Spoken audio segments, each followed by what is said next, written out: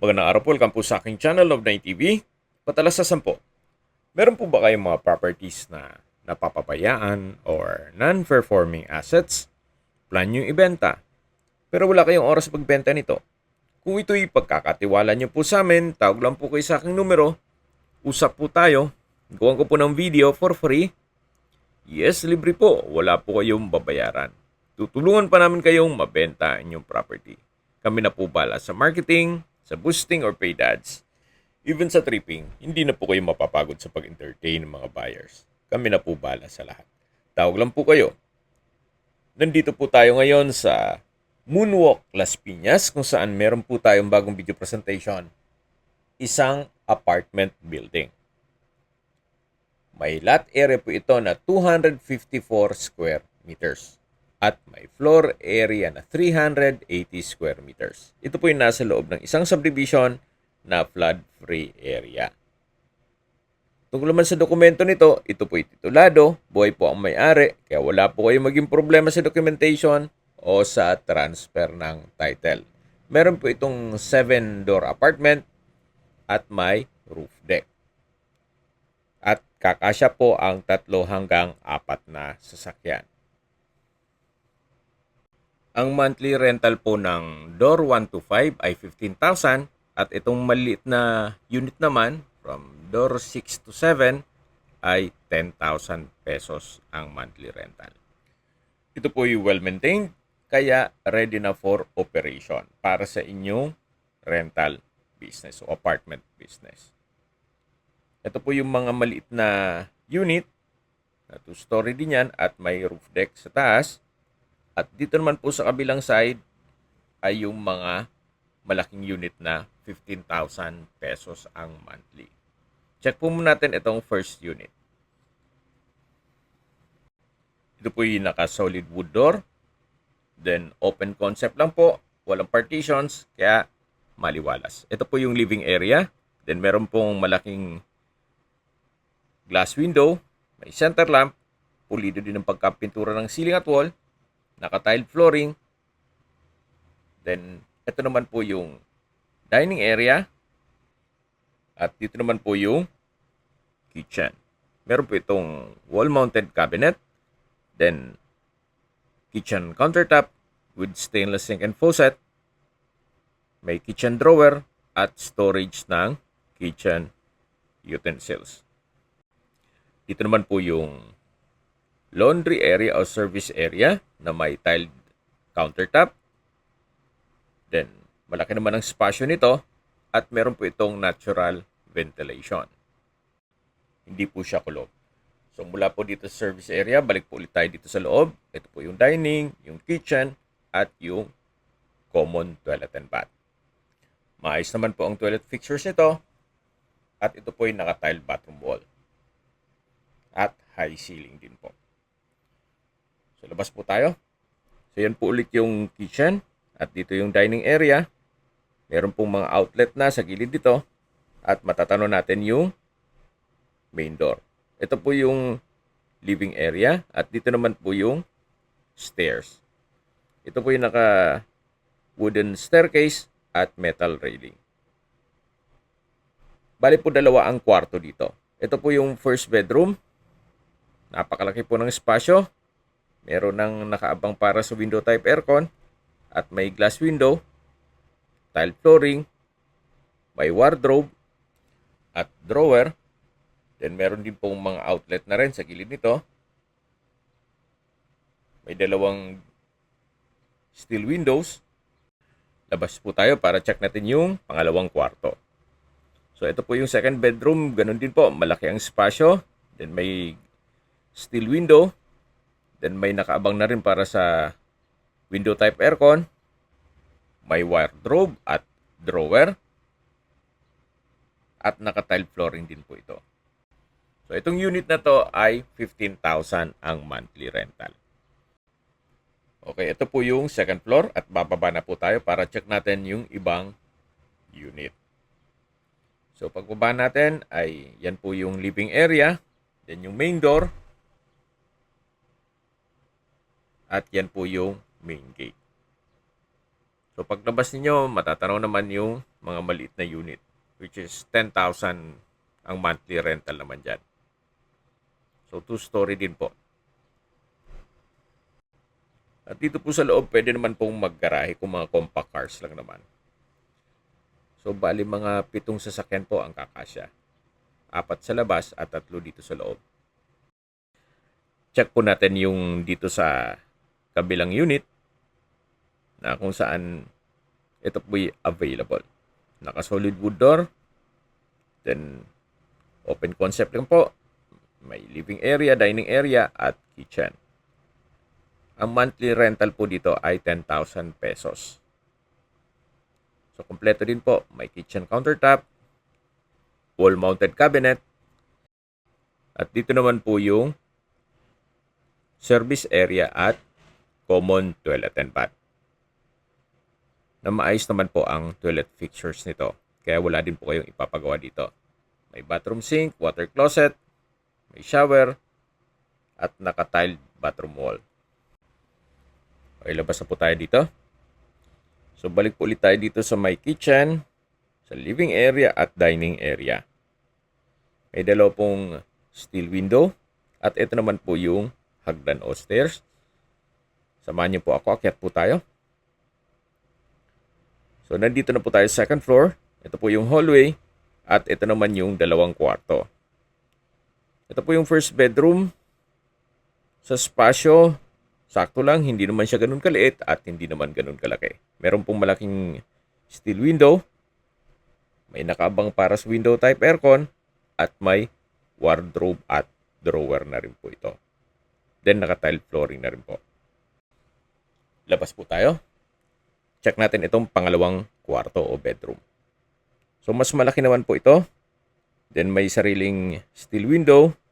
Then, nakaabang na rin po para sa window type aircon. At may sariling wardrobe at drawer. Then, maayos din po ang mga pintura ng ceiling at wall. Labas na po tayo. So, yan po yung unang kwarto na kung saan na-check natin kanina. At bababa na po tayo. May glass blocks po dito sa may staircase. At bababa na po tayo. So pababa natin ay matatanaw nyo kaagad yung main door. Then yung kitchen. At yung dining area.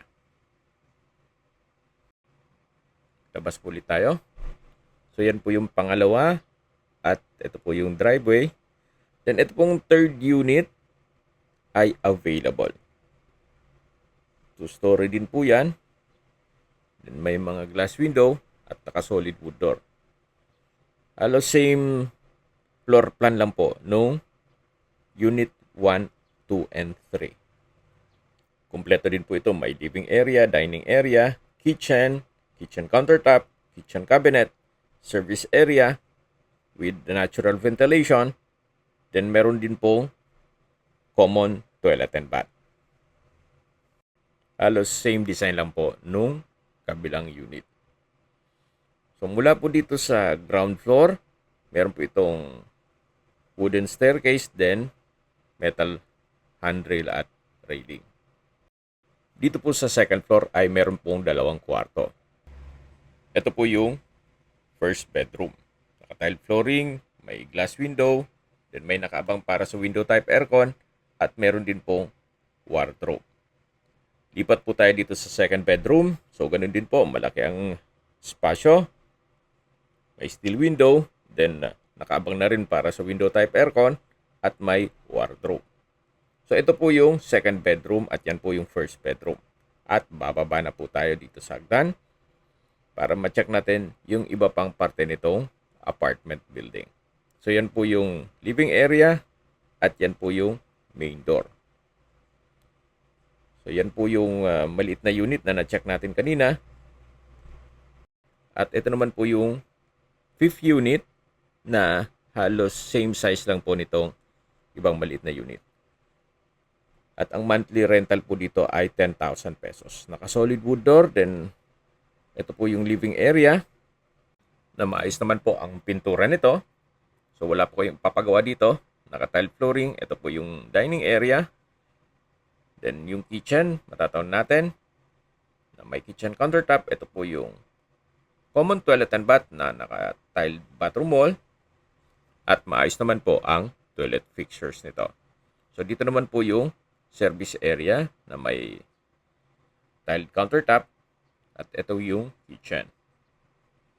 At ito naman po yung hagdan na may staircase window. Then naka-wooden staircase at metal railing. Meron din po itong dalawang kwarto o 2 bedrooms din po ito. So ito po yung first bedroom. So sa spasyo, malaki po siya. May outlet, naka-tiled flooring. Then may sariling windows. Then nakaabang na rin ang butas para sa window type aircon.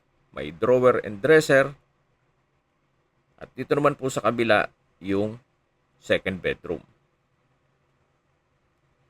Malaki din po compare dun sa mga nauna. So malamang po ito 15,000 ang monthly rental dito. May dalawang glass window, then may nakabang para sa window type aircon, may wardrobe at drawer. So ito po yung mga kwarto dito sa second floor o last unit dito sa kabilang side ng building. Yan, baba na po tayo. So ito po yung last unit. Then ito naman po ay occupied din siya. So 15,000 din ang rental dito. Sayang nga nung space na to, sana diniretso na lang tong last unit. At least malaki magiging espasyo. So kaya pang mag 3 bedrooms at magiging malaki ang living area at kitchen. So mula po dito sa dulo, matatanaw natin yung main gate at may bridge dyan sa taas mula dun sa roof deck. Then meron pong secondary gate dito at aakyat po tayo. Samahan niyo po ako. Ito po yung naka-concrete staircase, then naka-stainless na handrail. Dito po sa roof deck ay marami pa po kayong pwedeng i-project dito. Pwede po itong gawing events place for small occasion or paupahan nyo gawing warehouse ng mga nag-online selling or pwede rin pong gawa ng mga studio type units. Siguro 6 na unit na studio type dito ay kakasya. Then meron din pong common toilet and bath dito sa roof deck na maayos naman ang toilet fixtures. So sa bubong naman po, halos bagong gawa yan. Wala po kayong ipapagawa.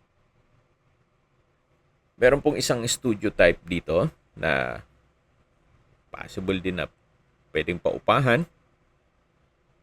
Malaki naman ang espasyo. So imagine kung meron ka pang another 6 units na ganitong unit na pwede mong paupahan ng mga 5,000 to 7,000 pesos ang monthly rental.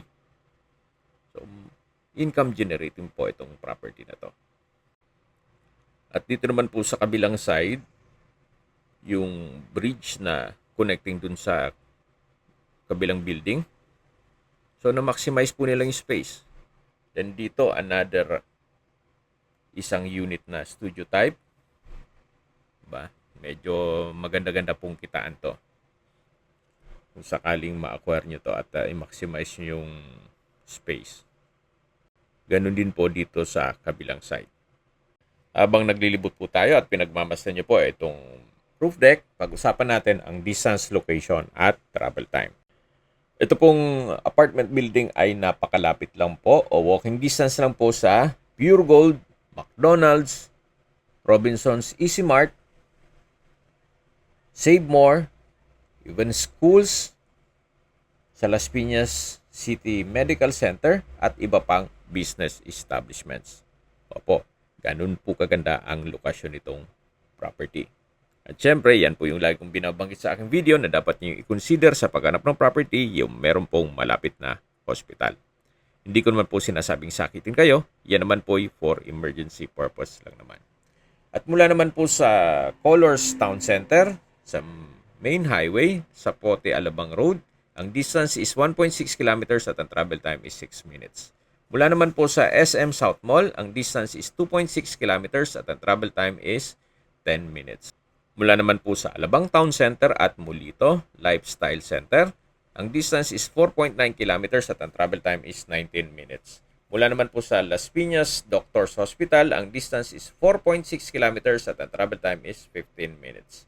Mula naman po sa Manila o sa airport, ang distance is 18 kilometers at ang travel time is 43 minutes. Napakaganda po nitong property. Ito po ay income generating. Kung sakali man po na kayo nasa ibang bansa at imbis na house and lot ang bibili nyo para sa inyong kamag-anak, abay, i-divert nyo na po dito. Gawa ng affordable naman po ito binebenta ni owner. So kahit po itong 2 unit ang okupahin ninyong kamag-anak, meron pa po silang magiging maintenance na ilang units din yan. So hindi na po kayo magpapadala monthly sa kanila. Magsi-self-liquidating na po ito.